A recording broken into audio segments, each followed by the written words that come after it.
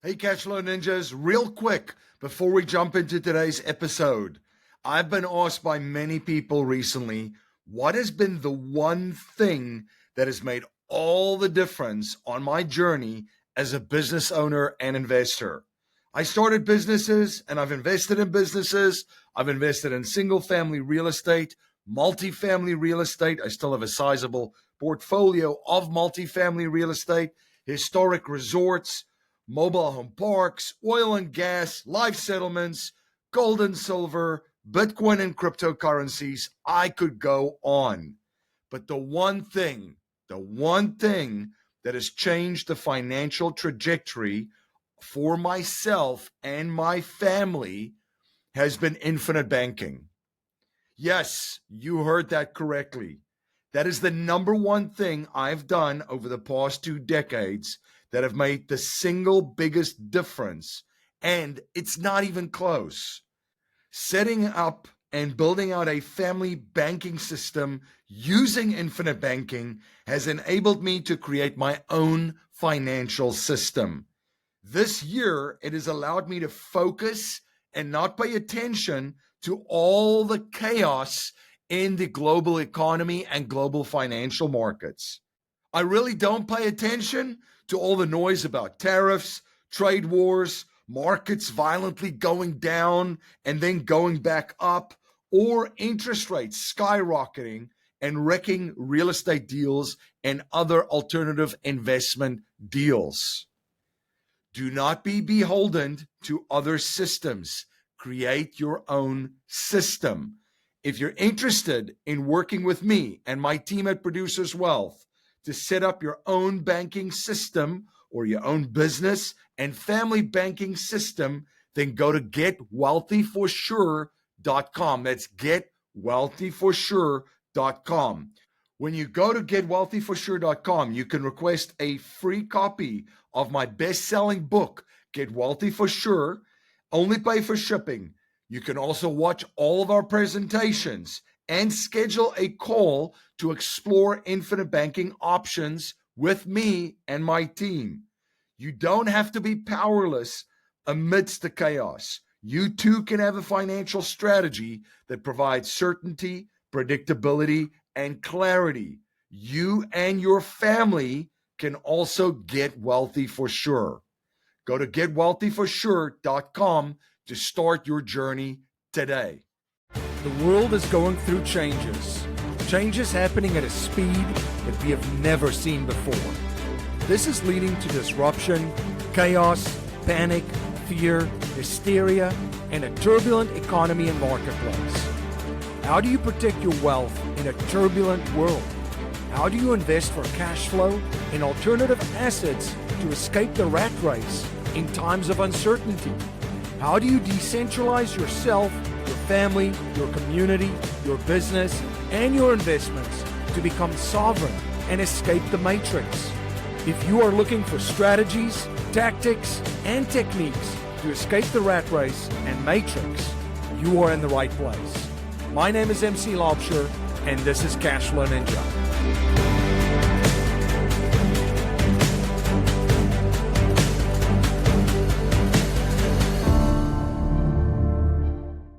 This is Cashflow Ninja. I'm MC Laubscher. Thank you so much for joining me for another episode and spending your most valuable resource, your time, once again with me on the show.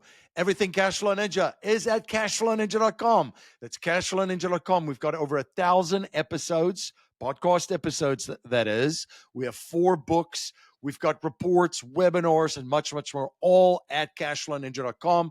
And don't forget to subscribe to the #1 newsletter in the alternative wealth strategy and the alternative asset investing space, the Wealth Dojo. You can subscribe to the Wealth Dojo by going to cashflowninja.com/subscribe. I've got a fantastic show for you today. I'm joined by Nicole Vilaca. She is a global citizen strategist. We're going to talk about exactly what a global citizen strategy is and how you can diversify yourself, your family, and your business internationally. Nicole, it's great to see you. Good to see you again. Yeah, I've been looking forward to this conversation. And it's been a pleasure connecting with you. For my listeners and viewers that's not familiar with you and what you do, can you please share a little bit about your background and journey and what you get up to these days? Yeah, absolutely. So it's definitely been a long time coming to where I am today and where the business is today. But long story short, I am originally from Canada and I'm not really too sure why, even after almost a decade of leaving, I never felt at home in Canada growing up throughout my university career. And so I did all the things that I think we are, at least a few years back, we were told that we are supposed to do, which is go to university, get an office job, the 9 to 5. That was the dream for me, on track to get a mortgage and the car payment and the 2.5 kids. And I was 21 when I had this corporate job, my first corporate job. And I just started thinking, this is the rest of my life. This is what the rest of my life looks like, perhaps a few vacations to Mexico or Europe. This is it. And I was not happy with that.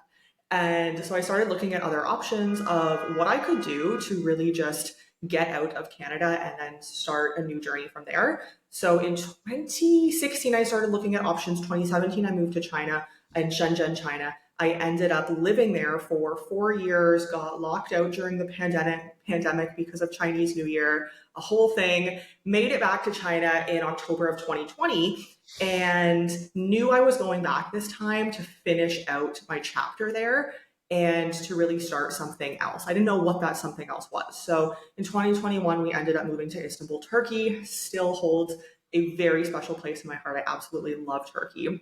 We lived there for some time, my partner and I, who I met in China. And that is where the business was born. And ever since then, that was about 4.5 years ago now, we have been traveling the globe, and we've specifically been in Latin America after we left Turkey for a majority of the time.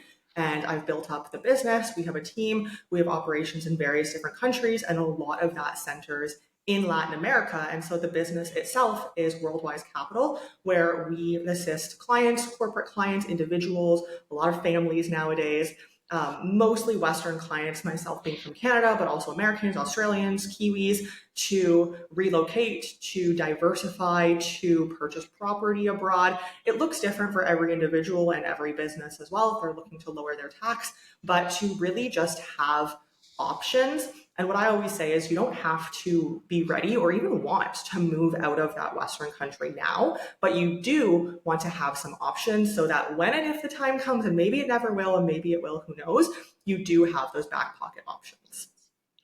So it's interesting. So you traveled, it sounds like pretty much all over the world, which is fantastic. You've seen a lot of different places, and you ended up, you're recording this, by the way, just a fun fact for our audience, from Paraguay. Yeah, correct. Yeah, I could hear the street in the background too. It's great. It's like a bustling city, right?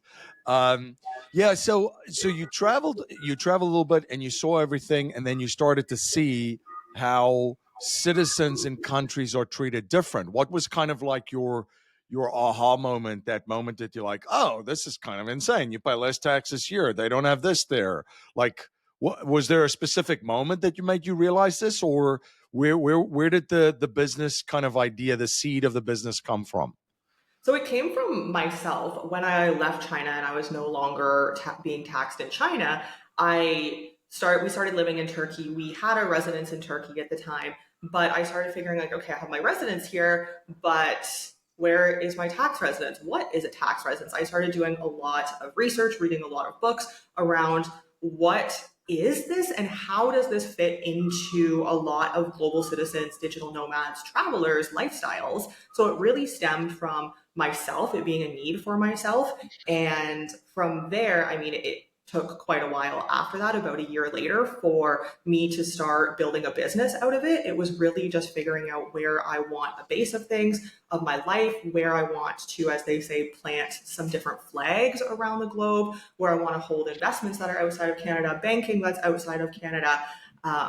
It really stemmed from myself and the research that I did for myself. And then it was really just something that I accidentally stumbled into to assist clients in this. I posted a very short piece of content on social media of, I'm here in this country and I'm structuring this for myself.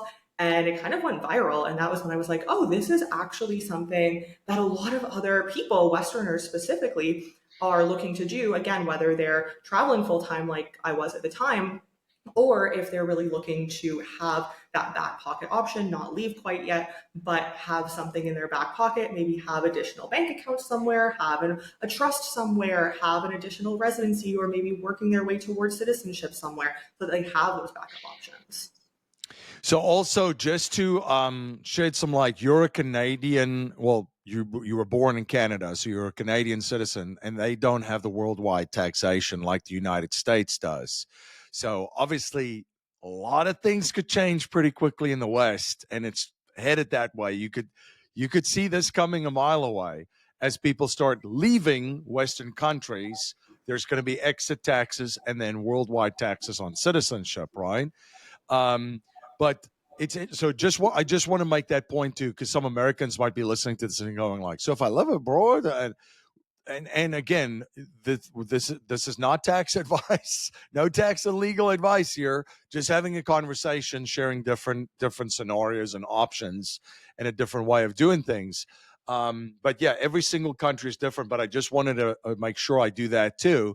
And what's interesting is I just wanted to share. So you mentioned the what is it, the flag theory, and it's kind of like based on, what is it, five flags, and it's this idea of how to, the concept is it's a strategy for internationalizing your life, your finances, and your citizenship, right? So the original five flags is where you are a citizen, your passport and citizenship. Then you've got your legal residence, where you're actually domiciled. Then you've got your business base, where your business is legally established, and then where you bank and invest. That's your fourth one, and then the fifth one is where you spend your time. Where you have some fun, and basically what this is it's giving you a lot of different options internationally, right? So all your eggs are not in one basket, as everybody that's an investor from a risk management standpoint will tell you, oh, you should never put all your eggs in one basket. But yet, in most cases, 99% of the time, especially if you're in the West, that's exactly what we do with our lives.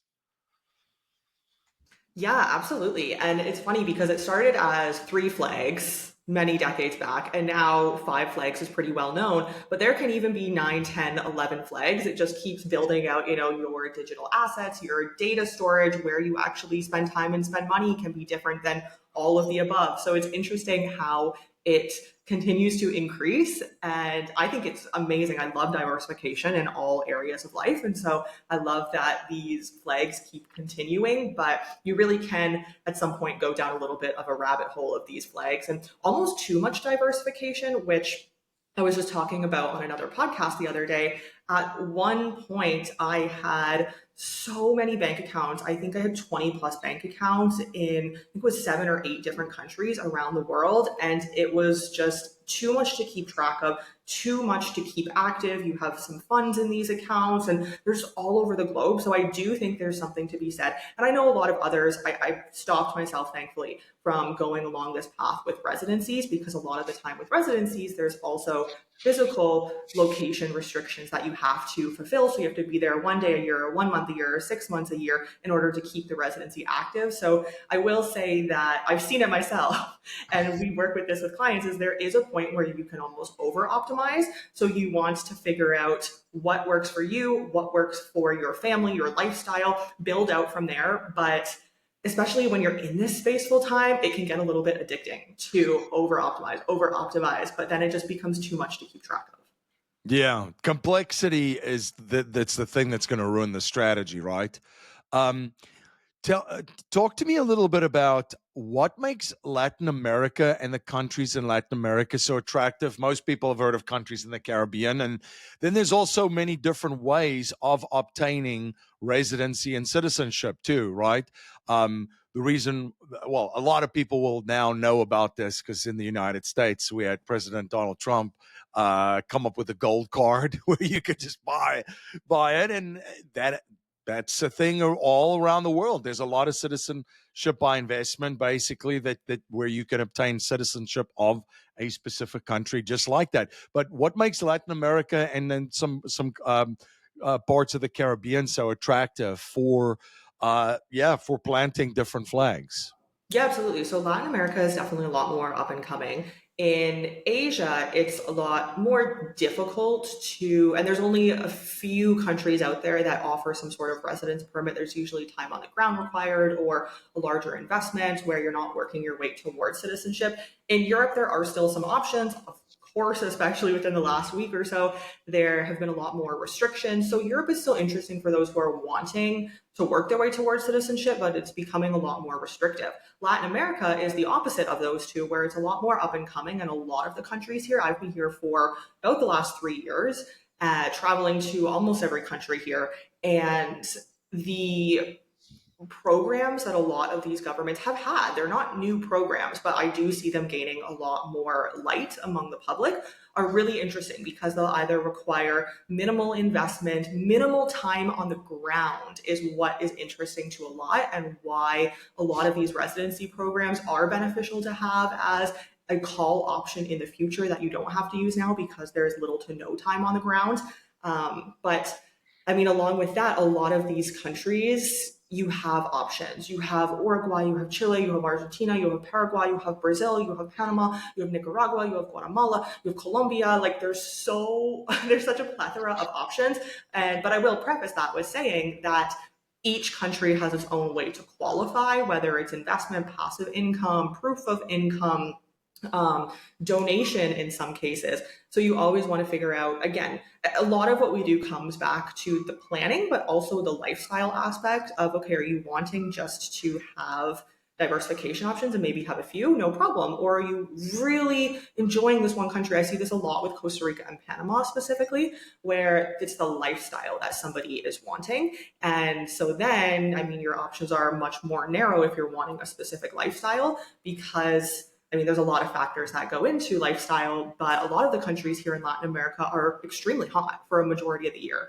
Some of them have not incredible healthcare systems. Some of them have education where, of course, in every country, there's going to be international schools, but you have a lot less options in terms of international schools than you do in other countries. So there's a lot of factors that go into that. But overall, Latin America is interesting to investors. Do I think it's going to be like the next Europe long term? No, but it is good to have options here. And I'm a big proponent, again, of diversification and of having various different options here.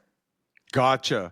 I think like the core principle there is a lot of these countries are looking for people that can prove that they have income or they have resources to buy assets and they're going to spend some time there. So it's not, what I see sometimes online now and like just all over sometimes podcasting too. It's, there's a hack for this. And this is not a hack.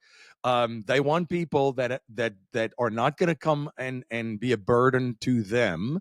They have their own resources and they perhaps can buy real estate or invest in a business and they're actually going to spend some time there, right? So it's not just one thing that, I'm just going to buy this and now I have a citizenship and I have a backup plan. You're going to have to actually do the work. Yeah, absolutely. And that is a big misconception that we see as well, where, again, unfortunately, there's a lot of different voices on the internet. Some are correct, some are incorrect. And so we do have some clients coming to us sometimes, and they're initially interested in, like, I want this, and this country, and I'm not going to spend any time there. And then I'm going to live in my home country.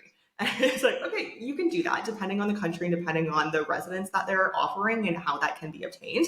But if you're looking to optimize tax, if you're looking to actually live what I call a global citizen lifestyle, that's probably not really going to be the route. But yeah, you're absolutely right. You hit the nail on the head with a lot of these countries are wanting to bring foreign money into their economy. And I mean, we've seen that since 2020, 2021 with the rise of digital nomad visas.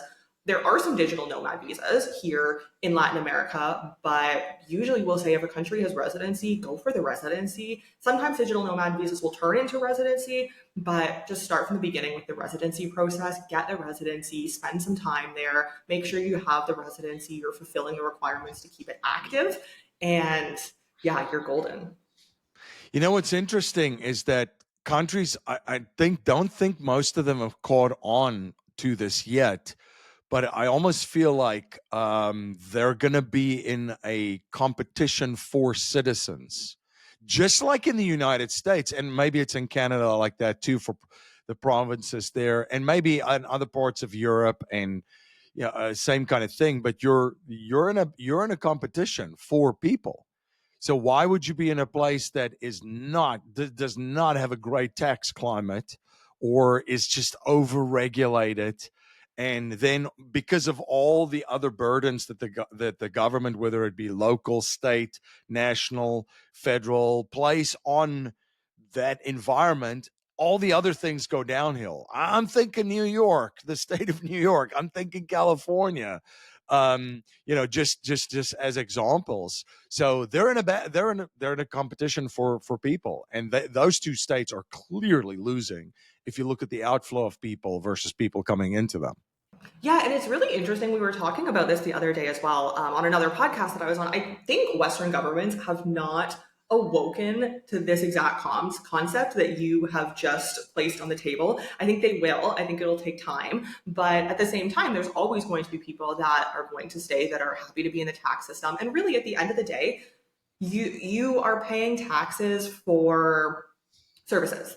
And for myself, I value services. I'm very happy to pay taxes at a reasonable rate. I'm not anti-tax. I'm not anti-government to a degree, depending on the government. But for me, I don't fundamentally see a problem with exchange of services, right? So taxes for the services that you're being offered, but in Western countries, and I lived in Canada for 2 decades, I was raised there. So I can see it where a lot of people are not going to leave, and that is a fair exchange. And I say that's completely fine. What I always say, if you are happy about the life you're building, the lifestyle you have, and the country, the jurisdiction that you have chosen, that's great. You're happy paying 30%, 50% plus in taxes. Maybe that trade-off works for you. But there's Yeah. a lot more of us now, and I actually think social media has a big part to play in this, which is amazing. There's a lot more of us now who see the trade-off is not worth it. And there are so many other countries. But I will preface that as well. If you're looking at Latin America, there's a trade-off. You're paying maybe 0% tax, 10% tax, 15% tax, even 20% taxes, fairly low-ish, depending on the services you're receiving. But a lot of these countries don't have the infrastructure that you are getting in the West. So for example, I live in the best area, a lot of foreigners here, in Asuncion, the capital of Paraguay. And just the other day, there was a rainstorm. It doesn't rain too often here, but there was a rainstorm for a few hours, and the internet went out twice, right? So that's something, even in Mexico, my partner's from Mexico, and he was like, this would never happen in Mexico, like a little rainstorm. Same with Canada, same with the US. So there are those trade-offs, but what's the lifestyle that you're wanting to build, and what are the trade-offs that you're willing to accept? A quote that I like is to choose your heart, right? So in every area of life, whether it be this or any other area of life, you're always choosing your heart. So you can choose to be, it's difficult to be overweight. It's difficult to be in shape. Choose Yep. which part works for you. And so the same can be said for lifestyle. Yeah. The other thing too is the income arbitrage, as I call it. And this is where the five flags really come in. Imagine you're generating your income in U.S. or Canadian dollars or euros or British pound sterling, and then you're living in Latin America or even in Africa, and the obviously the exchange rate is very, very favorable if you earn your income in U.S. dollars and then spend it in Argentinian pesos and living there in Argentinian pesos, right? Yeah, absolutely. And I think that's really interesting. And I kind of like to reframe it for a lot of the clients we work with, because most places in the world are not on the same price level for living as Western countries. You have 5 or 6 Western countries, most of Europe, very affordable. Most of Asia, very affordable. A lot of Latin America, Argentina, I would say maybe a little bit less so now, but a lot of Latin America, very affordable. And I think we in the West get very used to these extremely overinflated prices, and they just become the normal, kind of a brainwashing in a sense, if you will.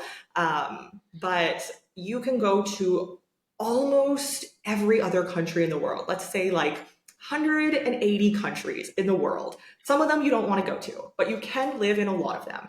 And you will not be seeing prices that you see in the West. And so I think we've kind of become a little bit desensitized to the madness of prices and inflation in a lot of Western countries. You're not going to see a $5,000 a month, 400 square foot studio apartment in Latin America, right? For the most part, I'm sure you can find it, and somebody's probably going to email that to me. But for the most part, for the average person, you're gonna find it to be much more affordable. And if you organize your life that way, I know a lot of folks that's what they do. They have newsletters that they write. They run their businesses, and they're all in Latin America, and they're earning, U.S. dollars, and then living in pesos. So they're doing that in a very nice way. What are some of the biggest trends that you've seen in the space that your business is in, of people looking for second citizenships, residencies, banking overseas, incorporating a business, and so forth?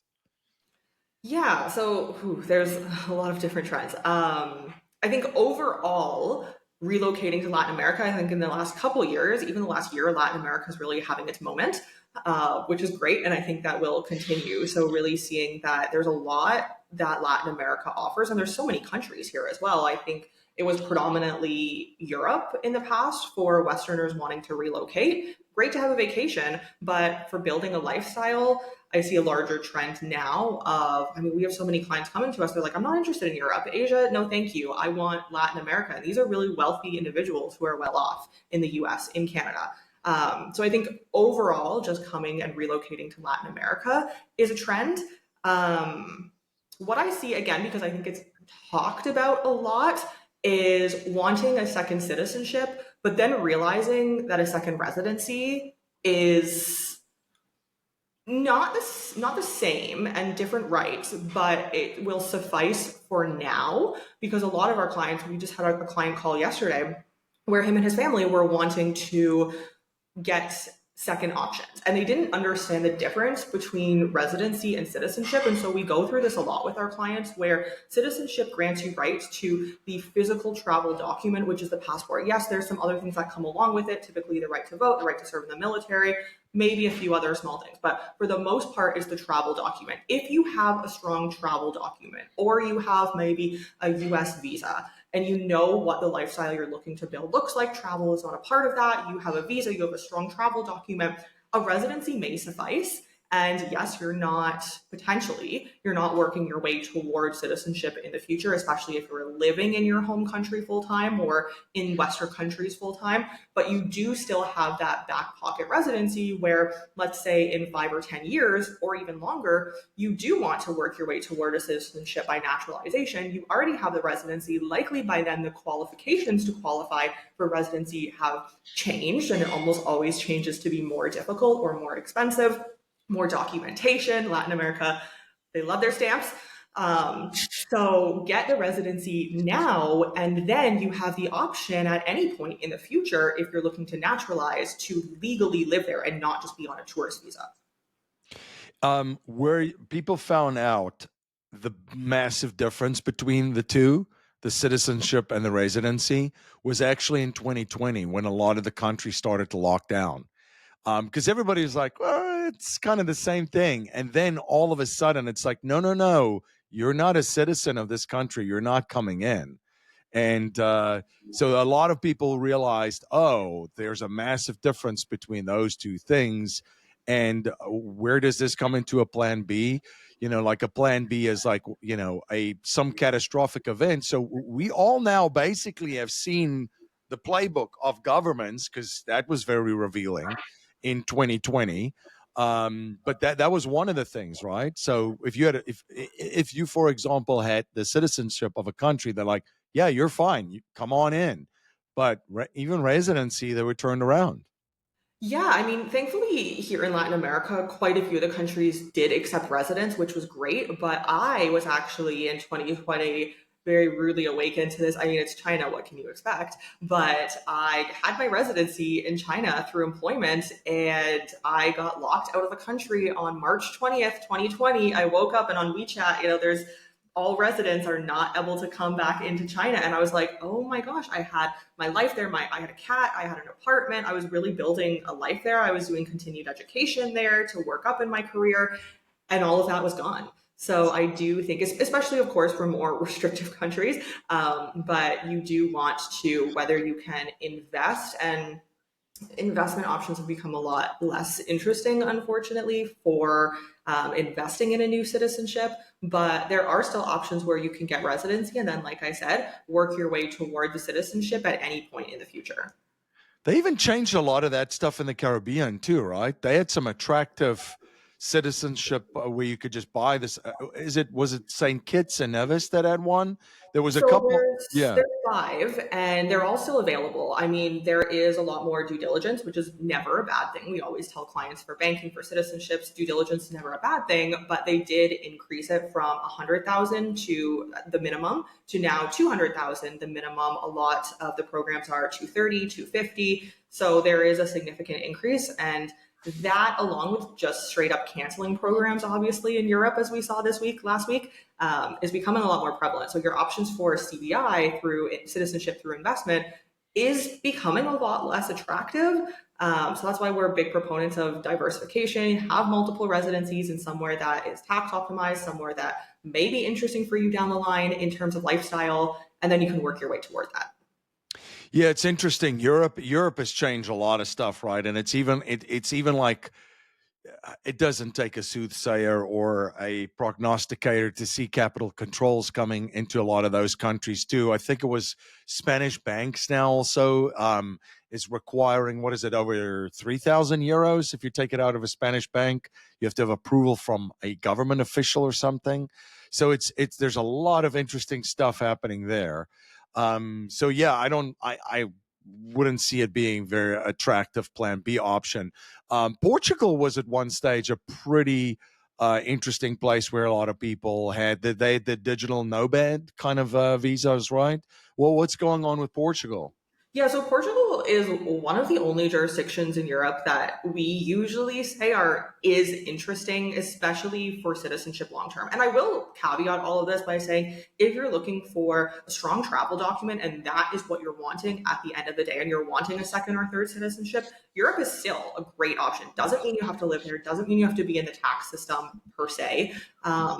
It still can be a good option, but if you're looking more from a lifestyle perspective, perhaps not. But yes, Portugal is an interesting option still. They have the D7 visa, the D8 visa. So if you have passive income, the digital nomad visa, and then they do still, I mean, you're looking at starting at $500,000 in a venture capital fund in the country, and there's hundreds, if not maybe even thousands that are available. Not all of them are going to be the best return, something that you're going to want to invest your money in for a minimum of 5 years, but there are still options out there where you can invest in Portugal and still work your way toward that citizenship. Now, it does take time. You're looking at minimum 5 years, probably about 6 to 7 in total. Wait times depend on years, but Portugal is still an interesting option. There are other options. A lot of them now, unfortunately, are being canceled, are being more restrictive, higher minimums, more due diligence, just taking longer, 1 to 2+ years to get citizenship. But there are still some residency options. But I mean, in Europe, you're looking at residency through, typically overgeneralizing here, but investing in a property to get residency and having to spend a little bit of time on the ground there at minimum. Whereas in Latin America, the investments for property are much, much lower. You're looking at 150 to 300K on average, whereas it can be easily double that in a lot of jurisdictions in Europe. And in Latin America, I mean, there's little to no time on the ground if you're not working your way towards citizenship. By little, I mean, it could be 1 or 2 months. So it is significant, but you're not spending 6 months plus per year there in order to keep your residency active. So if somebody's listening to this and saying, this is very interesting, I don't want all my eggs in one basket. I want to diversify a little bit. I want to start planting some flags. What are some of the things that they should do to get started? How do they get started and how should they be thinking about it? Yeah, good question. So, I mean, first of all, it depends where you're coming from. As you previously mentioned, if you're coming from the US, then there is a bit more restriction in terms of banking, in terms of taxation there. So, that's something to consider, but you can still have options if we're looking outside of American citizens. Then, I mean, there's many different ways to approach it. What we usually like to approach it from is the lifestyle, but also what are you looking to diversify from? Are you wanting to diversify your investments, the crypto that you hold, potentially have offshore banking, so just means bank accounts overseas, all done legally, of course, or are you wanting the physical relocation backup plan, which would be working your way toward residency, or maybe if you're really gung-ho getting a citizenship and going through with that process. Again, more limited countries. There's about 10 or 11 countries now that even offer that. Not all of them are recommended, but really depends on what you're looking for. Typically, what we see is either lifestyle or tax is why people are looking to relocate. So if it's lifestyle, you can start looking at what are other banking options and what are other residency options, and what is the lifestyle I'm looking to build outside of my home country, or is it just a backup? I don't really ever plan on living outside of my home country. If it's tax optimization, there's a lot more that goes into that. What is your business? What payment solutions do you need? Where are your clients based? But sometimes that does require you to physically relocate as well. So that could be a piece of the puzzle, just depending on, again, the volume of business and where you already have companies incorporated. So there's a lot that goes into that. But I think, very long answer to your question, figure out if you're looking to relocate based on tax purposes or based on lifestyle purposes.